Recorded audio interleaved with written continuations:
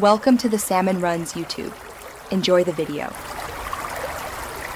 You start by powering the calculator and connecting it to your computer. This establishes a stable link for file transfer. Once done, open TI Connect CE and confirm the device appears in the device list so you don't waste time mid-update. Make sure the calculator has at least half battery or connect a reliable power source. If the computer prompts for drivers, accept them. This allows the software to communicate and prevents interrupted transfers during the update. You'll now send the OS file from TI Connect CE to the calculator, which replaces system code and improves features.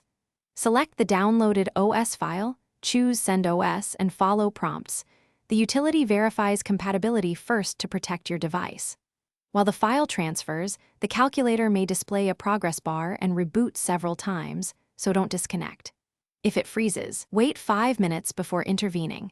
Interrupting an OS write risks corrupting the system.